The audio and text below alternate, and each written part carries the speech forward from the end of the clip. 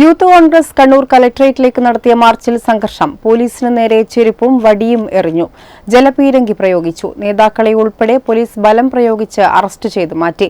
മാസപ്പടി കേസിൽ മുഖ്യമന്ത്രിയുടെ രാജി ആവശ്യപ്പെട്ടാണ് യൂത്ത് കോൺഗ്രസ് മാർച്ച് നടത്തിയത്. മുഖ്യമന്ത്രി പിണറായി വിജയന്റെ മകൾ വീണ വിജയനെ മാസപ്പടി കേസിൽ പ്രതിചേർത്ത സാഹചര്യത്തിൽ മുഖ്യമന്ത്രി രാജിവെക്കണമെന്നാവശ്യപ്പെട്ടാണ് യൂത്ത് കോൺഗ്രസ് കണ്ണൂർ കലക്ടറേറ്റിലേക്ക് മാർച്ച് നടത്തിയത്. പോലീസിന് നേരെ പ്രവർത്തകർ ചെരുപ്പും വടിയും എറിഞ്ഞു. പോലീസ് ജലപീരങ്കി പ്രയോഗിച്ചു. നേതാക്കളെ ഉൾപ്പെടെ ബലം പ്രയോഗിച്ച് അറസ്റ്റ് ചെയ്തു മാറ്റി. ജില്ലാ president Vijil Mohanan, DCC general secretary Joshi Kandathil, Farseen Majeed, Arjun Punnad, Aneefa Karakkunnu, CK Arjun, Jaison എന്നിവരെയാണ് അറസ്റ്റ് ചെയ്തത്.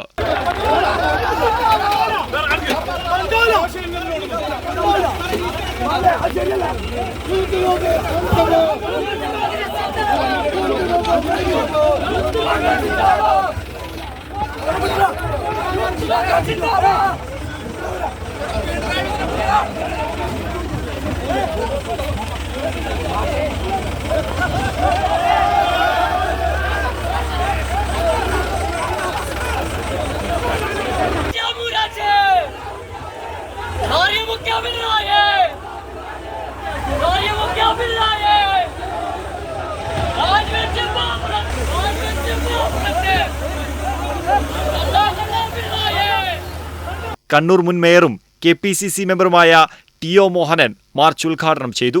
കേരളം എന്നും ഒന്നാം സ്ഥാനത്ത് എന്നാണ് പിണറായി വിജയൻ അവകാശപ്പെടുന്നത്. പക്ഷേ കേരളം ഇപ്പോൾ ഒന്നാം സ്ഥാനത്ത് എത്തിയിരിക്കുന്നു.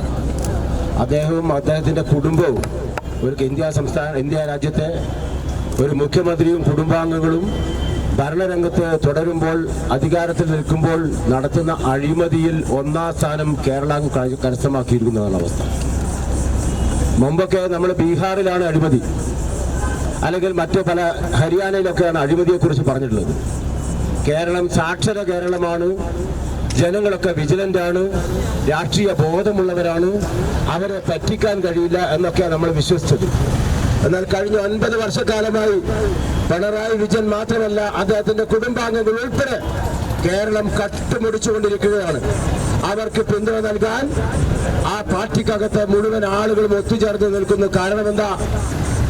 അങ്ങ് കേന്ദ്ര കമ്മിറ്റി മുതൽ സംസ്ഥാനത്ത് ഉള്ള ലോക്കൽ കമ്മിറ്റി വരെയുള്ള മുഴുവൻ ആളുകളും പല വിധത്തിൽ അഴിമതി നടത്തി കുബേരന്മാരായി മാറിക്കൊണ്ടിരിക്കുന്ന കാഴ്ചയാണ് നമ്മൾ കാണുന്നത്. ഏറ്റവും ഒടുവിലായിട്ട് വന്ന വാർത്തയാണ് വീണ വിജയൻ. നമുക്കിതിനു മുമ്പ് വന്ന വാർത്തയാണ്. പക്ഷേ നമ്മൾ 1.7 കോടി എന്ന് ആദ്യം പറഞ്ഞപ്പോൾ ഇപ്പോഴ് 2.7 കോടിയാണ് അദ്ദേഹത്തിന്റെ മകൾ കൈപ്പറ്റിയത്, ഒരു സേവനവും നടത്താതെ എന്നതാണ് കണ്ടത്. സേവനമൊന്നും നൽകാതെ വീണ വിജയൻ 2.7 കോടി കൈപ്പറ്റിയെന്നാണ് SFIOയുടെ കണ്ടെത്തൽ. 6 മാസം മുതൽ 10 വർഷം വരെ തടവ് ശിക്ഷ കിട്ടാവുന്ന വകുപ്പ് ചേർത്താണ് വീണ വിജയനെ കേസിൽ പ്രതി ചേർത്തത്.